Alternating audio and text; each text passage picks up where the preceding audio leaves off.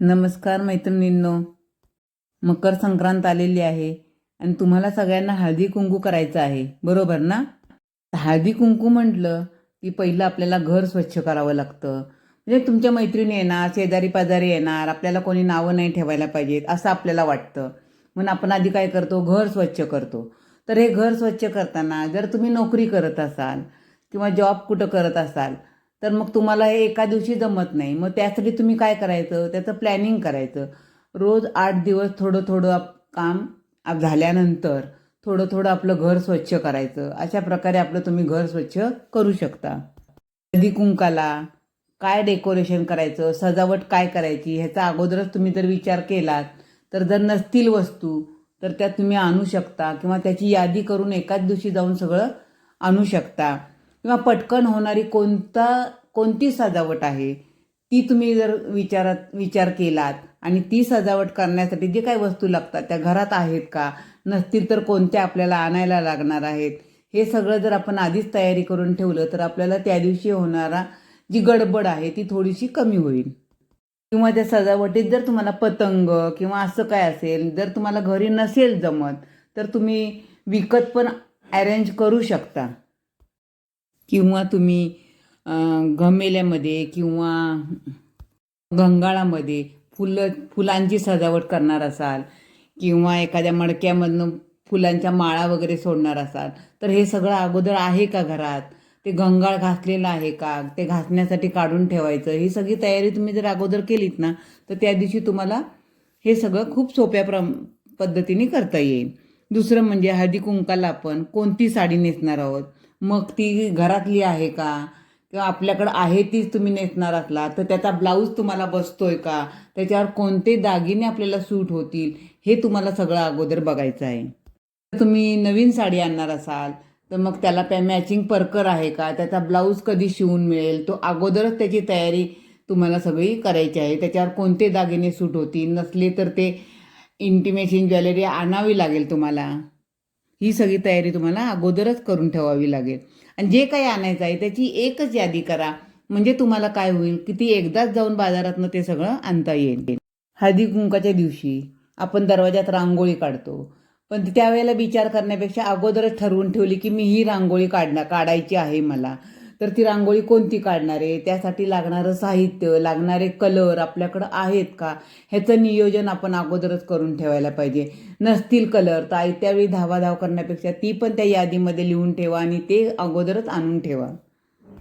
हळदी कुंकाला देण्यासाठी आपण तिळगुळ, लाडू किंवा वड्या हे देतो. तर त्या तुम्ही घरी करणार आहात का विकत आणणार आहात? जर घरी करणार असला तर त्यासाठी लागणारं साहित्य, जर तुम्ही नोकरी करत असाल तर तुम्हाला लाडू करायला तेवढा वेळ आहे का, लाडू करायला वेळ नसाल तर तुम्ही वड्या करू शकता. कारण वड्या कसं लाडू वळावे लागतात, तसं वड्या एकदा थापल्या तर त्या वड्या लवकर होतात. मग तुम्ही वड्या करणार आहे का ते तुमचं आधी नियोजन पूर्ण तुम्ही ठरवून ठेवा की मी वड्या करणार आहे का मी लाडू करणार आहे. आणि नसेल तुम्हाला जमत तर एखादं घरगुती कुठं मिळत असतील करून तर तिथून सुद्धा तुम्ही आणून ठेवू शकता. आणि ही तिळाच्या वस्तू आहेत ना, ह्या 8 दिवस किंवा महिनाभर जरी आधी आणल्या तरी त्याचा एवढा काही त्याला खराब होत नाहीत. बरं, हळदी कुंकाला आपण कोणती फुलं देणार? जर अष्टरची देणार तर ती सहजासहजी उपलब्ध होतात. पण जर आपण गुलाबाची देणार असोल तर ती गुलाबाची फुलं सहजासहजी उपलब्ध होत नाहीत. मग त्यासाठी आपल्याला अगोदर नियोजन करायला पाहिजे. मी या दिवशी हळदी कुंकू करणार आहे तर एखाद्या फुलवाल्याला गाठवून माझ्या या दिवशी मला एवढी फुलं देशील काय, किती काय, ते सगळं ठरवून आपल्याला अगोदर करायला पाहिजे. तसंच हळदी कुंकाला आलेल्या बायकांना आपण काहीतरी स्नॅक्स देतो. दरवेळी मसाला दूध देण्यापेक्षा त्यापेक्षा आपण काहीतरी वेगळं स्नॅक्स देऊ शकतो का ते बघा. जर आजकाल जास्त करून गोड कोण खात नाही, मग आणि वडी आणि लाडू तर आपण गोडच देणार आहोत. त्यामुळं काय काय आपण असे पदार्थ शोधा की जे कमी वेळेत आपण तयार करू शकतो किंवा ज्याचा जास्त पसारा न होता आपण करू शकतो किंवा आपण अगोदर तयारी करून ह्याची ठेवू शकतो की त्यावेळेला बायका आलेल्या असताना आपल्याला गडबड होणार नाही. अशा प्रकारे कोणता तरी पदार्थ शोधा की जो आपण अगोदर करून देऊ शकतो. त्यासाठी लागणारी चटणी किंवा सॉस ह्याची तयारी करून ठेवा. जास्त करून जर तुम्हाला जमत असेल घरी करायला तर घरी करा, नाहीतर कुणाकडे तरी ऑर्डर देऊन पण तुम्ही एखादी गोष्ट करून घेतलीत तरीसुद्धा चालू शकते. या सगळ्याचं पहिलंच तुम्हाला नियोजन करायला पाहिजे की मी कोणती वस्तू खाण्यासाठी देऊ शकते आणि जी बायकांना आवडेल आणि मलाही देणं सोपं पडेल किंवा सर्व करणं सोपं पडेल. नाही तर त्याच्यासाठी मला हळदी कुंकू सोडून घरात आटापिटा किचनमध्ये करावा लागणार नाही. हे सगळं तुम्हाला अगोदरच ठरवून ठेवावं लागेल.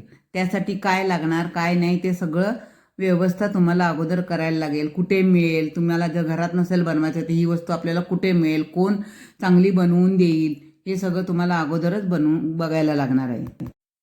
आणखीन म्हणजे हळदी कुंकाला आपण काय वाण देऊ शकतो त्याची तयारी पण आपल्याला अगोदरच करायला लागेल. अशा वस्तू द्या की ज्या बायकांना उपयोगी पडतील. कारण काय आपण असं प्लॅस्टिकचे छोटे डबे किंवा असं काय दिलं तर कोणी वापरत नाही, ते कुठंतरी कोपऱ्यात पडलेले असतात. मग त्यात तुम्ही उपयोगी वस्तू द्या त्यांना. हँडबॅग द्या, छोटी पर्स द्या किंवा साडी पिन द्या. घरात उपयोगी येणारी गूळ, नारळ, शेंगदाणे असे द्या. असे चमचे, वाट्या, प्लेट अशा वस्तू देऊ शकता. आणि ह्या सगळ्या वस्तूंचं तुम्हाला अगोदरच सगळं किती बायका बोलवणार आहे आपण, त्याच्यापेक्षा एक थोड्याशा वस्तू आपल्याजवळ जास्तच असायला पाहिजेत. ती सगळी नियोजन आपलं सगळं अगोदरच असलं पाहिजे. सगळं झालं नियोजन, पण ज्या दिवशी हळदी कुंकू आहे त्या दिवशी हे जर सगळं आपलं नियोजन अगोदर असेल तर हळदी कुंकाच्या दिवशी सुद्धा आपली फार गडबड होणार नाही. नाहीतर काय होतं, हळदी कुंकाच्या दिवशी बायका यायला लागतात आणि आपण स्वतः तयार झालेलं नसतो.